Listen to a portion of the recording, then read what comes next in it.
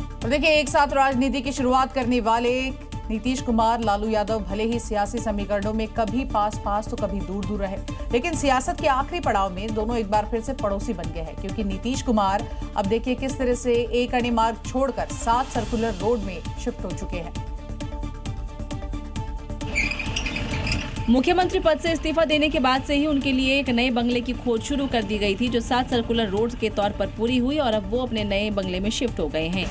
ये ठीक लालू प्रसाद के सरकारी आवास के पास है। लालू 10 सर्कुलर रोड में रहते हैं और ठीक 3 घर छोड़ नीतीश का नया आशियाना है। करीब 20 साल बाद एक अणे मार्ग से नीतीश के सामानों की शिफ्टिंग तो पहले ही शुरू हो गई थी और अब नीतीश कुमार निशांत के साथ इस घर में खुद भी शिफ्ट हो चुके हैं। नीतीश कुमार की शिफ्टिंग के बाद आज सीएम सम्राट चौधरी उनके नए आवास पर उनसे मिलने पहुंचे। उन्होंने नीतीश कुमार से मुलाकात करने के साथ ही उनके नए आवास का मुआयना किया और वहां मौजूद सुविधाओं और समस्याओं के बारे में भी जानकारी ली।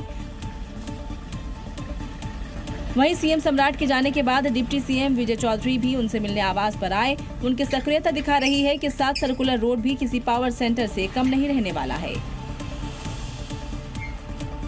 इलाहाबाद हाई कोर्ट ने खुले में नमाज पढ़ने को लेकर लगाई याचिका को खारिज कर दिया है और साथ ही ये भी कहा है कि धार्मिक स्वतंत्रता के नाम पर कब्जा मंजूर नहीं है। दरअसल कोर्ट की ये टिप्पणी उस याचिका पर आई है जहां संभल के इकोना में आबादी की जमीन पर नमाज पढ़ने की परमिशन मांगी गई थी,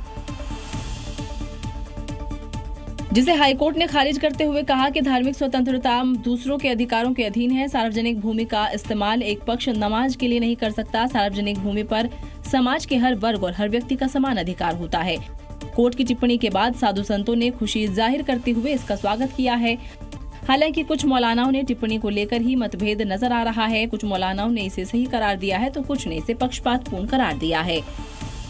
सिर्फ मुसलमान के लिए अगर ऐसा कहा जा रहा है तो ये बहुत अफसोस की बात है और जज साहब को सोचना चाहिए जो इन्होंने फैसला सुनाया। इस्लाम तो हर एक को आसानी फराहम करने की बात करता है, इसलिए सार्वजनिक जगह पर नमाज न पढ़ करके इत्मीनान और सुकून की जगह पर नमाज पढ़ें। कोर्ट की टिप्पणी पर भले ही मौलाना में 2 फाड़ हो, लेकिन कोर्ट ने साफ किया है कि अगर कहीं भी परंपरा से उलट कोई काम होता है तो फिर लॉ एंड ऑर्डर मेंटेन के लिए सरकार और प्रशासन को हस्तक्षेप का अधिकार है।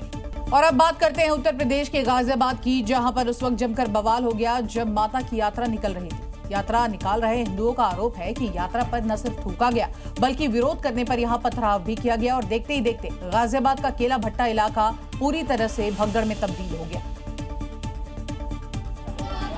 दावा किया जा रहा है कि केला भट्टा में हिंदू समुदाय के लोग माता की यात्रा लेकर जा रहे थे।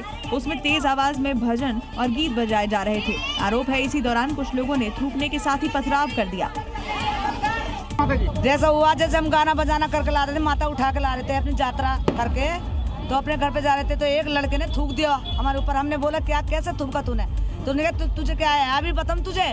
अनाधुंध बेहतर ईंट पत्थर लोहा, उनकी लोहे की दुकान है, लोहा फेंक के मारा है। जो पथराव में कई लोग घायल हो गए। जानकारी लगते ही देर रात न सिर्फ हिंदू संगठन के लोग इकट्ठा हो गए बल्कि भारी तादाद में पुलिस बल की तैनाती भी कर दी गई। लेकिन देर रात हुई इस घटना के सबूत अभी भी सड़कों पर दिखाई दिए। यहाँ पर जिस तरीके का पथराव हुआ, जिस तरीके से यहाँ पर पत्थरबाजी की गई है, इस पे लेकर के और कल जब जोत लेकर के जा रहे थे उनके ऊपर पथराव कहा जा रहा है कि पथराव यहाँ किया गया है। पुलिस ने 10 लोगों को हिरासत में लिया है और एहतियातन पुलिस बल तैनात कर दिया ताकि फिर बवाल न हो।